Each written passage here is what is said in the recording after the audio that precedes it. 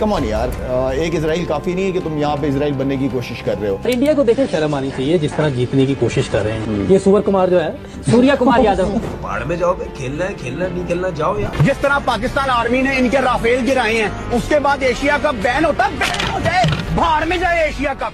अजीब, पाकिस्तान ने आईसीसी को झुका दिया। पाकिस्तान ने जय शाह को मैच रेफरी को हटाने पर मजबूर कर दिया। मैच रेफरी ने पाकिस्तान से माफी भी मांग ली। पाकिस्तान डरने वाला थोड़ी है, मोहसिन नकवी कभी झुकने वाले थोड़ी हैं।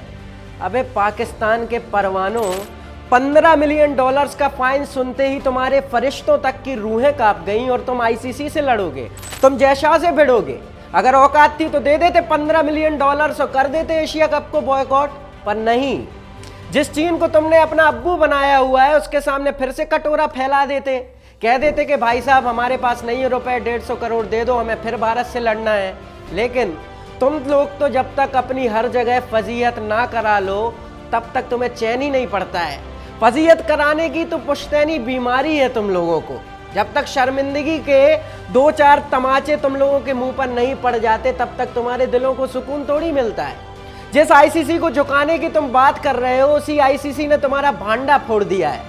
तुम लोग जो मुसलसल झूठ फैला रहे थे कि मैच रेफरी ने माफी मांग ली, आईसीसी ने उस झूठ की बत्ती बना दी है और पार्सल करके तुम्हारे मोहसिन नकवी तक भी पहुंचा दी है।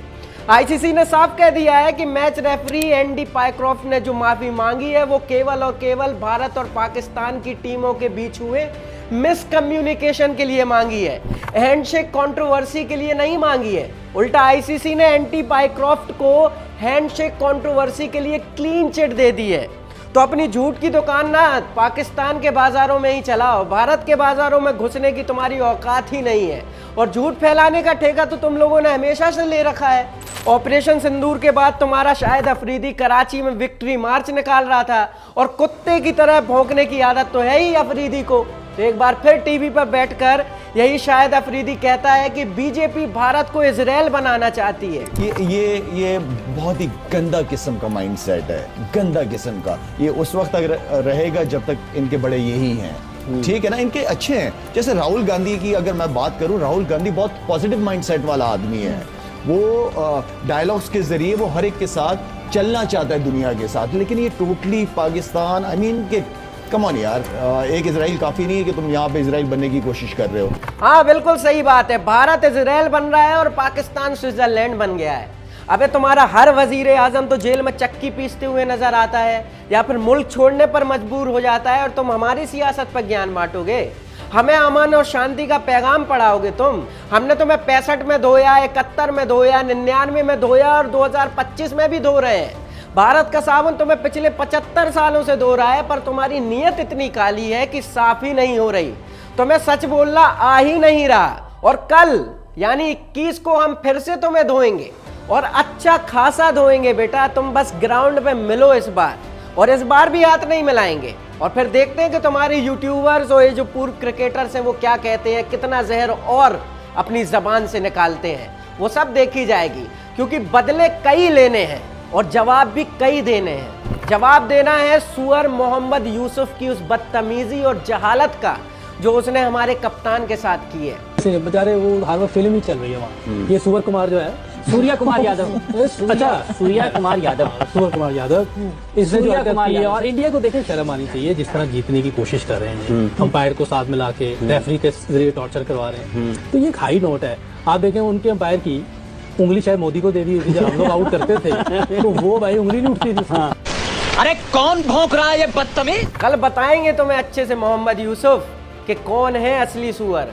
कल जब फिर से हराएंगे ना तुम्हें और पूरी दुनिया में संदेश देंगे कि यही है पाकिस्तानी टीम और यही उनकी औकात है, तो फिर देखना सारी गर्मी तुम्हारे और तुम्हारे जैसे जो अन्य जो टीवी पर बैठे हुए लोग हैं उनकी निकल जाएगी। और तुम्हारी औकात ही क्या है ये पूरी दुनिया को पता चल जाएगा। कल फिर से स्टैंप लगा देंगे तुम्हारी बिगड़ी हुई औकात पर और तुम्हारी तहस नहस हुई क्रिकेट पर। और मोहम्मद यूसुफ ही नहीं दोस्तों, इसके अलावा भी पाकिस्तान के यूट्यूब और टीवी पर एक से एक अव्वल ब्रांड के सुअर बैठते हैं, जिसमें अगला नंबर है तनवीर अहमद का। नाम शायद आपने भी सुना होगा। ये भाई साहब भी उसी बीमारी से जूझ रहे हैं जिससे पूरा पाकिस्तान इस वक्त जूझ रहा है, झूठ को सच समझ लेने की बीमारी। तनवीर अहमद भाई साहब कहते हैं कि देखो जी हमने मैच रेफरी को हटवा दिया, हमने भारत को फिर से हरा दिया, पहलगाम के बाद हमने फिर से भारत को हरा दिया। ये सुनिए आप इसको। अब इनको इस स्टोरी के बाद ना, इस विन के बाद जो हमारी हुई एक दफा फिर हो गई, एक दफा फिर विन हो गई हमारी, एक दफा फिर हो गई। अब इनको एक चीज, मैं सीरीज बता रहा हूँ, अब इनको एक चीज समझ जानी चाहिए कि यार ये जो चेयरमैन है ना क्रिकेट बोर्ड का, इसके साथ इस किस्म की हरकतें मत करो, नहीं करनी। अजीब पुश्तैनी बीमारी है भाई साहब, फिर से हरा दिया। अबे तनवीर अहमद, इतिहास गवाह है कि जिस दिन पाकिस्तान ढंग से भिड़ गया ना भारत से, उस दिन ना तुम लोगों के ऊपर छत बचने वाली है सर ढकने के लिए, और ना ही नहाने धोने के लिए पानी भी बचने वाला है। इतना याद रखना, एक बार ढंग से भिड़ो तो आप सिर्फ कबूतर की तरह गुटर गू कर सकते हो, तुम लोगों कुछ नहीं हो, ठीक है। यही तनवीर अहमद भाइयों अपने YouTube पर बैठकर भारत की आर्मी के लिए गंदे गंदे इशारे कर रहा था हाथों से, हाँ, अजीब अजीब से अपशब्द यूज कर रहा था। अरे ऑपरेशन संदूर की तो हमने यूं बजा के रखी है, उधर फेंका तेरे ऑपरेशन संदूर को, तेरा राफेल वफेल को, मतलब यानी वो हालत की है, मतलब सारी जिंदगी तू सोचता रहेगा। और आता भी इन लोगों को कुछ नहीं है, क्योंकि हार के बाद रोना इनकी पुरानी आदत है। 71 में भी रोए थे, 99 में भी रोए थे, 25 में भी रो रहे हैं, और जाने क्या क्या अपने YouTube पर फालतू अपनी ही मनगढ़ंत कहानियां ये बताता रहता है कि भाई हमने राफेल उड़ा दिए, हमने तो बजा के रख दी भारत की। बेटा ऐसा है तनवीर अहमद कि सुबह हो गई है और अब अपने सपने से जागो और देखो दुनिया को। ये सारी दुनिया तुम पर, तुम जैसे पाकिस्तानियों पर रोज रोज हंस रही है। एक मैच बॉयकॉट करने की औकात नहीं है तुम्हारी, और तुम भारत के साथ जंग लड़ोगे। वाह। तनवीर अहमद के अलावा भी एक ऊंची नस्ल का सुअर है भाई साहब पाकिस्तान में, और ये एक यूट्यूबर, मैं तो उसका नाम ही नहीं लेना चाहता, लेकिन ये बहुत उछाले मारता है, बहुत छलांगे लगाता है, बहुत बड़ी बड़ी बातें करता है। ये देखो पहले आप क्या कह रहा है। इनको 21 वाला मैच हराओ, प्रेजेंटेशन में जाओ, और प्रेजेंटेशन में जाके क्लियरली मुंह पे बोलो प्रेजेंटर के कि I am proud of Pakistan army. जिस तरह पाकिस्तान आर्मी ने इनके राफेल गिराए हैं, उसके बाद एशिया कप बैन होता, बैन हो जाए, भाड़ में जाए एशिया कप। प्रेजेंटेशन में जाओ और मुंह पर बोलो कि I am proud of Pakistan army. अबे आसमान से टपके हुए नारियल, उसके लिए जीतना पड़ता है ना। तुम जंग में जीत सकते हो ना मैच, तुम जंग में भी नंगे होकर गए हो और हमेशा मैच में भी नंगे होकर ही गए हो, और 21 तारीख को कल भी तुम नंगे फिर से होने वाले हो। पहले सामने खड़े होने की औकात बना लो भारत के, उसके बाद अपना मुंह खोलना। और 21 अभी आ रही है, कल के मैच में देख लेंगे कि कौन किसको हराता है और कौन कौन सी आर्मी पर प्राउड करता है, किसको क्या बोलने का मौका मिलता है। तो फिर से नंगा होने के लिए आप तैयार रहो बस, और हारने के बाद फिर से एक वीडियो बनाना कि हमने कैसे मैदान में तुम्हारी फेटी लगा लगा कर तुम्हें ढंग से धोया। बनाना एक वीडियो, हम तैयार है कल के लिए, तुम भी रहो बस। सभी को इंतजार है कल का, और आप भी हमारे चैनल से जुड़े रहिए। चैनल को सब्सक्राइब कीजिए और वीडियो अगर पसंद आए तो लाइक और शेयर भी कर दीजिए।